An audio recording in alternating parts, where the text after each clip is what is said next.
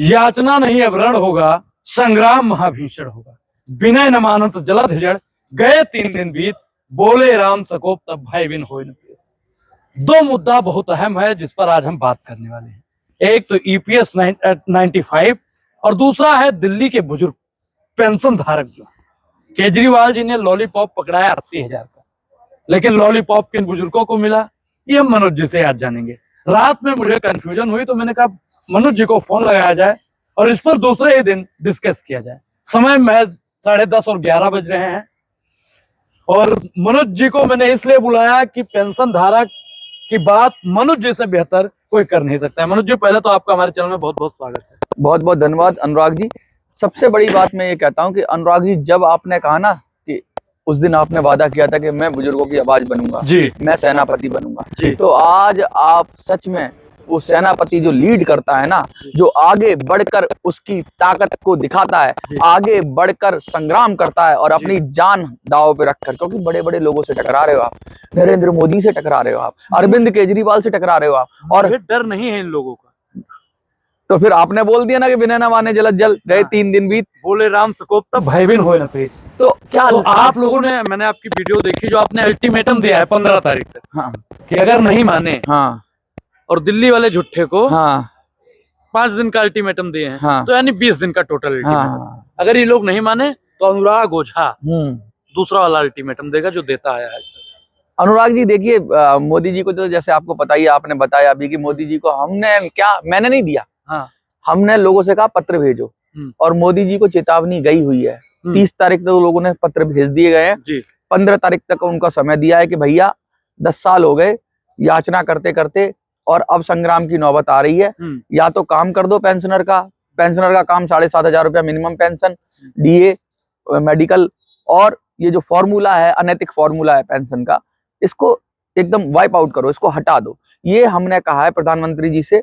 प्रधानमंत्री जी ने पब्लिकली तो नहीं कहा, लेकिन प्राइवेट मीटिंगों में कई बार कहते हैं हम पेंशन का काम करेंगे, लेकिन अब साफ साफ प्रधानमंत्री जी को अपनी उससे क्या लेकर गुफा से निकलना पड़ेगा। गुफा में तपस्या करते हैं ना, बड़े तपस्वी हैं वो, सब कुछ लगा लोगों के तपस्या करते हैं। तो मुझे लगता है भोले शंकर का जैसे ध्यान भंग कर दिया जाता है, तो प्रधानमंत्री का भी ध्यान भंग करेंगे, फिर जो होगा देखेंगे। प्रधानमंत्री नाराज होंगे तो भैया वो तो अपना अपना ताकत लगाएंगे। हम दोनों, हम तो कमजोर हैं, बुजुर्ग कमजोर हैं, लेकिन बुजुर्गों का श्राप की जो ताकत है ना, कहते हैं ना, वो सबसे बड़ी ताकत है।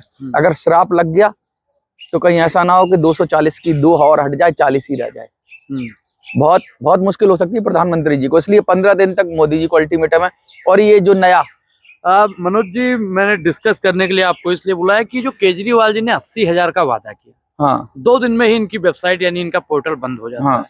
बुजुर्गों के जब तक कान में भनक जाती है कि आपके पेंशन के दरवाजे खुलने वाले हैं, जब तक वो उस दरवाजे पर पहुंचते हैं तब तक वो दरवाजा बंद कर दिया जाता है। ये समझ में नहीं आया था मेरे को। बहुत भद्दा मजाक किया केजरीवाल ने। मजाक, एक तो मजाक होता है, एक आप किसी बुजुर्ग से भद्दा मजाक कर देते हो ना। दिल्ली के पेंशनर पिछले 7-8 सालों से इंतजार कर रहे थे कि पेंशन खुलेगी, पेंशन खुलेगी, पेंशन खुलेगी। इलेक्शन आया, पेंशन खोली, वादा किया 80,000 फॉर्म देंगे, 80,000 लोगों को हम पेंशन देंगे, फॉर्म नहीं, 80,000 लोगों को हम पेंशन देंगे। 80,000 का कोटा बढ़ा रहे हैं, यानी कि 80,000 लोगों को पेंशन लगाएंगे। अब 80,000 से ज्यादा ही लोग अप्लाई करेंगे, उसमें से कुछ लोग रिजेक्ट होंगे। अप्लाई तो सब करेंगे, क्राइटेरिया के अनुसार जो मैच करेंगे उनको पेंशन दी जाएगी। लेकिन केजरीवाल ने क्या किया, मैं आपको अनुराग जी पूरी बात बताऊं। देखिए मॉडस ऑपरेंडी देखिए, इसके पीछे साजिश देखिए। साजिश क्या थी कि जिस दिन उन्होंने अनाउंस किया उससे पहले ही पेंशन शुरू हो चुकी थी। अपने विधायकों को, अपने चेले चपाटों को, पार्षदों को बोल दिया, पोर्टल जब चालू हो उससे पहले ही। हाँ, पोर्टल पहले चालू हो गया जी। और केजरीवाल जी अनाउंस बाद में करते हैं। तो क्या होता है, उससे पहले उनके चेले चपाटों ने, पार्षदों ने अपने अपने आदमियों से सारे फॉर्म भरवा लिए। मतलब जो अपने कार्यकर्ता थे उनसे सारे फॉर्म भरवा लिए। 40,000 50,000 तो मुझे लगता है इनके चेले चपाटों को दे दिया। यानी कि एक तरह के अपने चेलों को इलेक्शन में काम करने के बदले में इन्होंने पेंशन के नाम पे एक सरकारी फंड में से पैसा दे दिया। कोई बात नहीं, कोई किसी का चेला हो, कोई किसी का हो, वो भी बुजुर्ग हैं, उनका भी होना चाहिए। बच गए 30-40 हजार फॉर्म। अब इन्होंने ओपन कर दिया, तो जो लोग टेक्निकली साउंड थे, जो मजबूत थे, जो गरीब था, जो झुग्गी में रहता है, गरीब, कहीं इतना नॉलेज नहीं है, जिसके पास स्मार्टफोन नहीं है, वो साइबर कैफे ढूंढ रहा है। जब तक वो CSC पहुंचा तब तक इधर ताला लग गया। हाँ, सबसे ज्यादा मतलब ताकतवर ही पेंशन ले पाया। एक तो कार्यकर्ता ले पाया पेंशन का फॉर्म भर पाया। दूसरा जो टेक्निकली साउंड बुजुर्ग था, टेक्निकली साउंड मतलब पढ़ा लिखा था, अच्छा खासा उसका हिसाब किताब था वो। जी एक चीज मेरे समझ में नहीं आ रही है, हमारे उत्तर प्रदेश में जल्द में ही वैकेंसी निकली थी 60,000 हाँ यूपीपी की, हाँ और उसमें 50 लाख से ज्यादा लोगों ने वैकेंसी भरा। हाँ। तो इसमें 80,000 निकाला और 80,000 की ही वैकेंसी भरी। नहीं अब कई बार क्या होता है कि नाम में मिस्टेक होता है, हाँ, एड्रेस में मिस्टेक होता है, हाँ, आधार नंबर में मिस्टेक होता है, कई समस्याएं आती हैं जिससे रिजेक्ट कर दी जाती है। हाँ तो वो तो स्क्रूटनी होगी तो रिजेक्ट तो किए ही जाएंगे। मोटी बात ये है कि नहीं ये तो इन्होंने 80 दिखाया और 80 ही क्यों भरा, ये थोड़ा हाँ, समझाइए। ये इनकी चालाकी ये है कि इनको पेंशन देनी नहीं है। इनको पेंशन 10-15 हजार लोगों को ही देनी है, जो उसमें से भी बहुत लोगों के रिजेक्ट कर देंगे। 80,000 भरा है, यानी भरे ही कम गए होंगे। तो फिर और इन्होंने वादा किया था कि शायद 45 दिन का, ऐसा खबर आ रही थी कि 45 दिन तक पोर्टल खुला रहेगा, आप आराम से करो। यानी लोगों को अगर ये बोल देते 3 दिन तो शायद लोग किसी भी तरीके से कर भी लेते, लोग आराम से थे। उन्होंने कहा अभी समय है, और अचानक ही वो लाइन बंद हो गई। कहते हैं एक विधानसभा को 1100-1200 लोगों की ही फॉर्म भरे जाएंगे। मुझे ये लॉजिक समझ में नहीं आया कि 1100-1200 फॉर्म क्यों। तो अब एक चीज बताइए मनोज जी कि एक विधानसभा में 1100-1200 का, अगर उस विधानसभा में 1500 बुजुर्ग हैं, हाँ। तो क्या 1500 वालों का मतलब जो 1500 बुजुर्ग हैं उनका वोट नहीं लेंगे केजरीवाल जी? नहीं, पता नहीं क्या करेंगे केजरीवाल जी अब फंस चुके हैं। उनकी साजिश का खुलासा हो चुका है। हाँ। और बुजुर्ग जो बेचारा, एक हमारे मेगा सिंह जी है, मैं अक्सर बताता हूँ, ईपीएस पेंशनर हैं वो, ठीक है, बहुत कम पेंशन मिलती है, 1000 रुपए से भी कम मिलती है। वो है, उनकी पत्नी है, तो बेचारे परेशान थे। उन्होंने कहा कुछ नहीं तो वृद्धा पेंशन का ही सहारा हो जाएगा। अपना भागे, विधायक के पास गए। विधायक ने क्या बोला, मैं करवाता हूं जी, मैं करवाता हूं। 2-3 दिन उनके विधायक के पास ही निकल गए, इधर उधर। विधायक जो आम आदमी पार्टी का विधायक था, उनके शायद आम आदमी पार्टी का विधायक है, उसके चक्कर में 2-3 दिन उनके वेस्ट हो गए। वो बैंक इधर उधर, और जब तक वो फिर उन्हें जब तक समझ में आया ई डिस्ट्रिक्ट के जरिए करेंगे, तब तक तो फॉर्म ही बंद हो गए। तो कहने का मतलब है लोगों को मिसगाइड किया गया, लोगों को रोका गया, लोगों को सही राह नहीं दिखाई गई, और वो सब परेशान है। उनकी उम्मीद थी कि यार मोदी जी तो कुछ नहीं दे रहे, तो केजरीवाल के जरिए ही कुछ राहत मिल जाएगी। लेकिन ये मोदी, ये केजरीवाल, कह दूं एक शब्द, कहना तो नीचे, बिल्कुल कह दीजिए। लोग आप ही का इंतजार कर रहे हैं, वो इतना देर से कह रहे हैं मनोज जी कहेंगे कब, वही बताइए। मुझे तो लगता है एक ही थाली के चट्टे बट्टे हैं, एक ही थाली के चट्टे बट्टे हैं, एक जैसी सोच रखते हैं कि बुजुर्गों को कुछ नहीं देना है। केजरीवाल जी कहते हैं मैं दिल्ली का बेटा हूं। मैं कहता हूं केजरीवाल जी आप दिल्ली के बेटे नहीं हो, दिल्ली के सौतेले बेटे हो। कहते हैं मैं बड़ा बेटा हूं, मैं तीर्थ यात्रा कराता हूं, मैं ये कराऊंगा, मैं वो कराऊंगा। एक चीज बताइए मनोज जी, कि अगर वो दिल्ली का बेटा होता केजरीवाल, तो अपने माता पिता को जो अपनी जेब से पैसा देना है देता है। अच्छा आप बताइए, आपके घर में भी बाबूजी होंगे, माता जी होंगी, आप कमाते हैं तो कुछ पैसा तो घर पे देते ही होंगे। सबसे पहले खाना, अगर हमारे माता पिता बैठे हैं तो सबसे पहले खाना हमको, मैं क्या कोई भी, सबसे पहले अपने बुजुर्गों को देते हैं, सबसे पहले उनका काम करते हैं, सबसे पहले उनका ख्याल रखते हैं, उसके बाद हम अपना ख्याल रखते हैं, और अपने से भी पहले फिर हम बच्चों का रखते हैं। पहले बुजुर्गों का। मानस हमारा कहता है मनोज जी कि सुन जननी सुत ऊ बड़भागी, जे पितुमात वचन अनुरागी। हाँ। जो माता पिता के वचनों में प्रेम रखे वही पुत्र है। तो केजरीवाल जी इधर बुजुर्ग कह रहा है कि हमको पेंशन दे दीजिए, केजरीवाल जी उसको लेमचूस पकड़ा रहे हैं। ये केजरीवाल जी पुत्र नहीं है, ये कुपूत है। कुपूत मतलब कपूत तो का धन संचय, पूत कपूत तो का धन संचय, पूत सपूत तो का धन संचय, पूत कपूत तो का धन संचय। ये केजरीवाल जी है ना, ये दिल्ली का बेटा बन रहे हैं। हाँ। बड़ा बेटा बनते हैं, जोर जोर से ऐलान करते हैं मैं दिल्ली का बेटा हूं। इनका तो ट्रैक रिकॉर्ड रहा है, मैं गाड़ी नहीं लूंगा, मैं बंगला नहीं लूंगा, मैं महिलाओं से, बुजुर्गों से पूछकर शराब के ठेके खोले जाएंगे। लेकिन क्या हुआ, शराब पर आपने देखा ना, जगह जगह ठेके खोल दिए, महिलाएं बैठ गई आगे। मैं उस आंदोलन में खुद था, शराब की बंदी के आंदोलन में। केजरीवाल ने जो नीति वापस ली है, हम लोगों ने पांडव नगर में ठेके बंद कराने के लिए हम खड़े हुए, हम लोग मंडावली में जाके खड़े हुए, हम लोगों ने साउथ दिल्ली में जाके, जहां जहां ठेके थे लोग वहीं से लड़े, जनता लड़ी तो केजरीवाल हारा।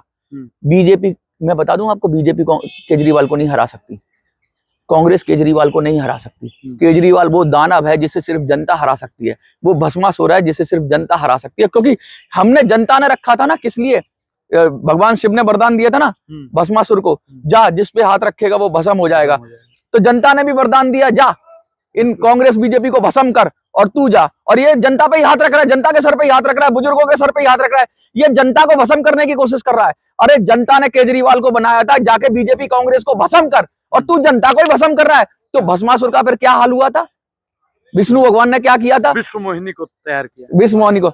हम लोग वही काम कर रहे हैं, हम लोग वही काम कर रहे हैं, क्योंकि ये जनता है जिसे चाय बिठाती है और जिसे चाहे गिराती है। और जनता ने तुमको मौका दे दिया। केजरीवाल तो ये टेक फॉर ग्रांटेड ले रहे हो दिल्ली की जनता को, है बुजुर्गों के साथ मजाक कर रहे हो, भद्दा मजाक कर रहे हो। अरे मत खोलते, इससे अच्छा तो पेंशन मत खोलते भाई। लोग भाग रहे हैं, उम्मीद जगी, किसी की उम्मीद जगा के उम्मीद तोड़ देना कैसा फील होता है। आपको मैं सुबह से न्योता दूं, आपको सुबह से बुलाऊं, आपको प्यार से न्योता दूं, आओ आओ जी अनुराग जी आज हम आपको लंच कराएंगे, और फिर कहूं अरे जी खाना खत्म हो गया। अनुराग जी है कि भंडारे में गए, अंदर भंडारा खत्म, बाहर देखा तो चप्पल गायब। चप्पल गायब, या क्या बात कही है। लेकिन कुछ लोग हैं जिनको लगातार चप्पलें भी पड़ रही हैं, तो क्या बुजुर्ग उनके साथ में क्या करने वाले हैं? मुझे तो लगते हैं कि अब तो हम करेंगे, क्योंकि बुजुर्गों ने जब हमें सेनापति चुना है, तुम्हें सेनापति चुना है, और एक और व्यक्ति को कल मैंने कहा है, ऐसे बहुत सारे लोग। और मैं बता दूं, एक कल जो हमने इंटरव्यू किया वो आम आदमी पार्टी के ही हैं, उन्होंने भी मंच से आके खुल के कहा कि भैया ये केजरीवाल जी ने गलत किया, ये तो बहुत चीटिंग की है, ये बर्दाश्त नहीं किया जाएगा। तो अब इनकी पार्टी ही इनके खिलाफ है, और बीजेपी वाले तो सो रहे हैं घोड़े बेच के।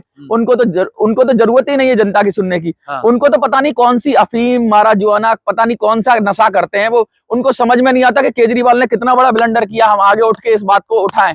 ये किसी बीजेपी वाले की आवाज सुनी आपने? किसी कांग्रेस वाले की आवाज सुनी आपने? अच्छा, आप बताइए मनोज जी की बुजुर्ग के पेंशन पर और EPS 95 पर कोई पार्टी बात क्यों नहीं करती है? क्या बुजुर्गों को वोट चाहिए और बुजुर्गों को पेंशन? पार्टी सोचती है कि ये तो बुड्ढे हैं, ये तो लाचार हैं, EPS 95 पेंशनर हैं, ये करी क्या लेंगे, तो घर में पड़े रहते हैं, ये तो खटिया तोड़ते हैं। मनोज जी आपको याद होगा 54 या 56 में सदन के बाहर ही नेहरू जी का एक महिला ने कॉलर पकड़ लिया था। अब केजरीवाल का पकड़ा जाएगा। ये जो गली गली में घूम रहा है ना, केजरीवाल का कॉलर पकड़ा जाएगा, और कोई बुजुर्ग ही पकड़ेगा, कोई बुजुर्ग माँ पकड़ेगी, कोई बुजुर्ग पिता पकड़ेंगे, कोई बापू पकड़ेंगे, क्योंकि ये सब बापू हैं, ये सब बापू हैं। और हमारी जो संस्था बनाएंगे हम, या जो पार्टी बनाएंगे, या जो कुछ भी करेंगे, उसका भी नाम बापू है। तो ये बाप, जो दिल्ली के बाप है ना, जो दिल्ली के बापू हैं सब लोग, वो अब केजरीवाल को सबक सिखाएंगे, क्योंकि केजरीवाल मान नहीं रहा है। उनके बच्चों को शराब पिला के उसने नकारा बनाया है, बनाने की कोशिश की, बना तो खैर क्या ही पाएगा, ये इसके मंसूबे कामयाब नहीं होते। शराब पिला के नकारा बनाने की कोशिश कर रहा था उनके बच्चों को, और उसके बाद अब पिता के साथ भी वही हरकत कर रहा है कि हम तुमको दिया और दिया भी नहीं, यानी कि झूठ बोल के लोगों को भ्रमित किया। हमने 5 दिन का टाइम दिया है, 1 दिन निकल गया। कल शायद हमने वार्निंग दी, आज दूसरा दिन है। 5 दिन के अंदर अगर इसने पोर्टल नहीं खोला तो केजरीवाल की ईंट से ईंट बजा देंगे। और अनुराग तुम्हें साथ खड़े रहना है, और जितने लोगों को साथ खड़े रहना है, बजाओगे ना? आपके साथ थे, हैं और रहेंगे, क्योंकि मैंने उसी दिन वादा कर दिया था कि 10 तारीख से हमारी वीडियो आएगी। लेकिन आज से क्यों आने लगी? क्योंकि हम बुजुर्गों के साथ में हैं। बुजुर्गों का जो जन समर्थन है वो अनुराग ओझा को मिल रहा है। अनुराग जी आपको देखा ना, कितना प्यार से लोगों ने आपको कहा कि सेनापति बनो। इतना प्यार मिलता है जनरली किसी उनको पहली बार देखे थे, इससे पहले तुमने EPS का कभी मुद्दा ही नहीं उठाया था बुजुर्गों के। आपको भी नहीं पता होगा EPS क्या है? हमको पता ही नहीं। हम क्या करें कि हम महंगाई, बेरोजगारी, भ्रष्टाचार, किसान, जवान, इसी में लटके रहे आप। हमें तो कभी पता ही नहीं चला कि बुजुर्गों की पेंशन भी खा रहा है कोई बैठ के वहाँ पे। अरे देश का सबसे बड़ा ब्लंडर है ये, और आप सबसे बड़ा इसे घोटाला भी कह सकते हो, क्योंकि ये नीतिगत घोटाला है। एक तो होता है घोटाला जिसमें कि रिश्वत खाई जाती है, एक नीति ऐसी बना दो कि लोगों का नुकसान हो जाए, ये फॉर्मूला ऐसा बना दिया, ये नीतिगत मतलब एक लाइन में अगर कहा जाए मनोज जी, तो बुजुर्गों को इतना निचोड़ दो कि वो जिंदा रहने को ही अपना पेंशन समझे। जिंदा भी कहाँ रह पा रहे हैं? अब तो बुजुर्गों के पास कोई ऑप्शन नहीं है। कुछ लोगों ने तो ये मान लिया कि अब हमें ऐसे ही जीना है, ऐसे ही दर दर की ठोकरें खानी है। लेकिन अब भी कुछ लोग हैं जो नए हैं, मैं उनसे अपील करना चाहता हूँ। 7 करोड़ से ज्यादा लोग EPFO में कंट्रीब्यूट करते हैं, यानी 7 करोड़ लोग अपनी पेंशन के लिए पैसा देते हैं। उनकी भी तो पेंशन बनेगी आज से 10 साल, 5 साल, 20 साल बाद। तो वो 7 करोड़ लोगों के साथ छलावा नहीं है, उन जवानों के साथ छलावा नहीं है। क्या सिर्फ 78 लाख बुजुर्गों के साथ छलावा है? EPS के 7 करोड़ आदमियों के साथ भी छलावा है। आज उनके बुजुर्गों के साथ अत्याचार हो रहा है, कल को उन लोगों के साथ भी अत्याचार होगा जो EPS 95 में पैसा दे रहे हैं। तो उनको भी खड़े होना है। आप कहीं नौकरी करते हो, किसी प्राइवेट सेक्टर में नौकरी करते हो, किसी प्राइवेट लिमिटेड कंपनी में, किसी लिमिटेड कंपनी में आपका PF कटता है, आपका EPS 95 में अगर पैसा कटता है, चाहे वो आप UP रोडवेज हो, कोई भी महकमा हो, ऐसा महकमा जिसको EPS 95 योजना से जुड़ा हुआ है, तो मैं उन सारे महकमा वालों से, उन सारे कंट्रीब्यूटर से कहना चाहता हूँ, भैया ये इन बुड्ढों की लड़ाई नहीं है, कल को तुम्हारा भी यही हाल होने वाला है। तुमको भी खड़े हो जाना है। लठ ले लो हाथ में। लठ किस बात का? वोट का। वोट, बापू का लठ और वोट की ताकत। वोट की ताकत से बड़ा कोई ताकत नहीं है इस देश के अंदर। वोट से चाहे देखो ना, आपने देखा ना हरियाणा के अंदर कैसे नोटा ने कमाल किया, कैसे नोटा ने कमाल किया। नोटा को अब तो अखबारों में भी नोटा के बारे में आ रहा है कि नोटा ने ये कर दिया, नोटा की वजह से 5 कैंडिडेट हार गए। अरे आप 5, 10, 20 कैंडिडेट हराने की क्षमता रख रहे हो बुजुर्गो, जागो, अपने अंदर को जगाओ। बहुत सारे लोग कहते हैं कि आप वीडियो बनाते हो, वीडियो से ताकतवर कुछ नहीं है। मोदी जी क्या करते हैं? मोदी जी किसी का जाके झाड़ू लगाते हैं? वो भी वीडियो बना के ही संदेश देते हैं। केजरीवाल जी क्या करते हैं? वो भी वीडियो बनाते हैं। वीडियो कोई छोटी ताकत नहीं है, वीडियो बहुत बड़ी ताकत है। और कहते हैं शब्द ही ब्रह्म है, जो हम शब्द बोलते हैं वो ब्रह्म है, वो ईश्वर के समान होते हैं।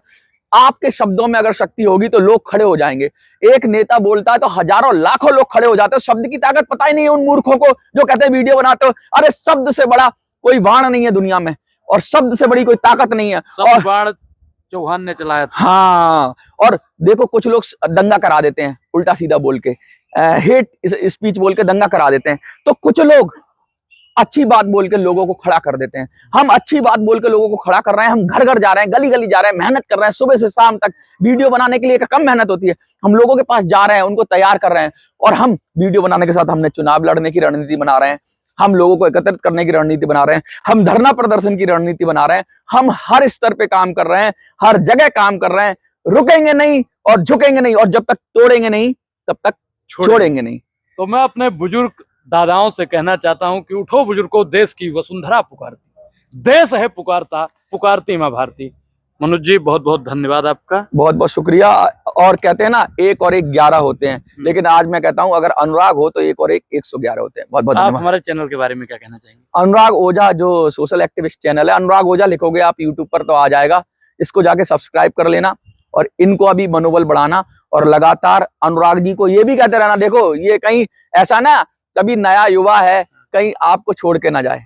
तो अनुराग ऐसे ही मदद करते रहना। और आज लिख दो लड़ेंगे जीतेंगे, सही है ना? जीतेंगे। आज कमेंट में लिख दो लड़ेंगे जीतेंगे। बहुत बहुत धन्यवाद आपका। जय हिंद, जय भारत।